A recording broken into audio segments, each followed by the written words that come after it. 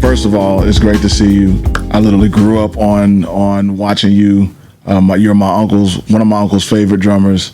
So coming up as a child, some of my earliest memories are watching you play with Earth, Wind and Fire in Japan. Okay. Played the Aruba Funk Festival with Sinbad. Yeah. Some of the earliest memories I had when I used to play air drums. I'm sure all of us can remember that. So my question for you is a business question.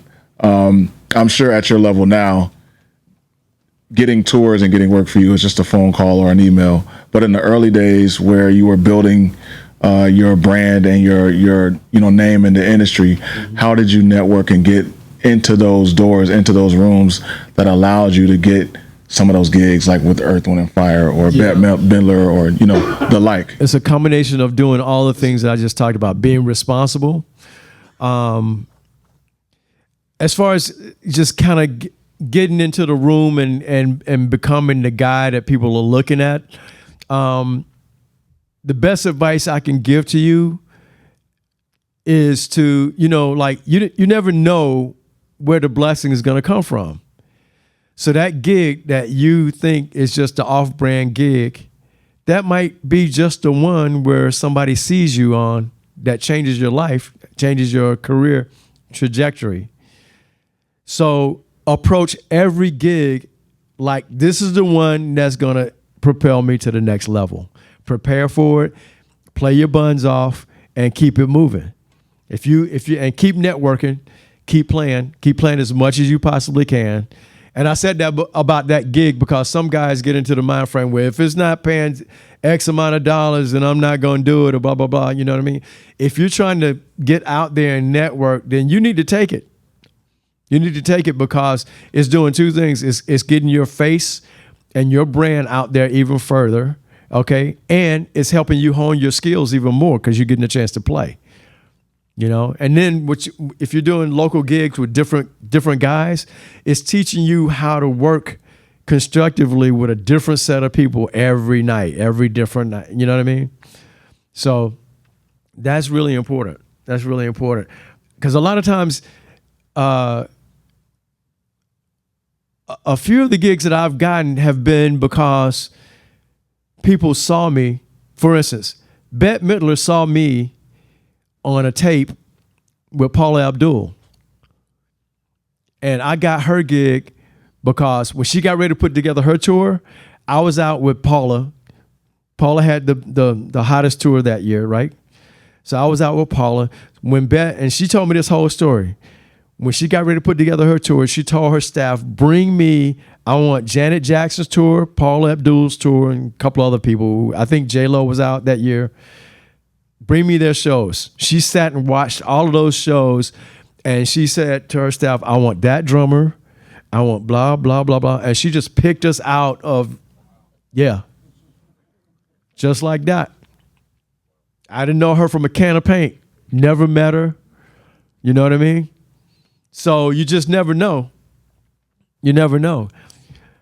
So let's bag up. So I was already on Paula. That was one instance, right? But even like before I moved to LA, what got me to LA was I was playing a gig here in town. I had the after party gig for the Atlanta Jazz Fest one year. My band was the entertainment. Well, on the Jazz Fest that year was Shaka Khan, Lee Ritenour, Joe Sample, George Benson, okay? So I played the after party, and they all came to the after party. They all came to the after party. Lee Ritenour didn't sit in with us. Joe Sample actually sat in with us.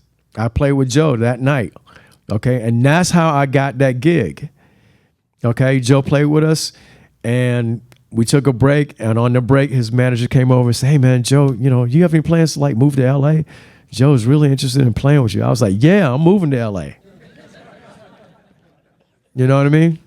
And so that was what got me from Atlanta to L.A., Now, mind you, I had already done Cameo. I had done 2 tours. I'd done Cameo and I'd done Jean-Luc Ponty, 3 weeks in Brazil with Jean-Luc Ponty. Okay. But Joe Sample was the real stepping stone into LA, into that bigger arena. So, you know, and that just started with somebody calling me going, hey man, you want to play the after party for the festival?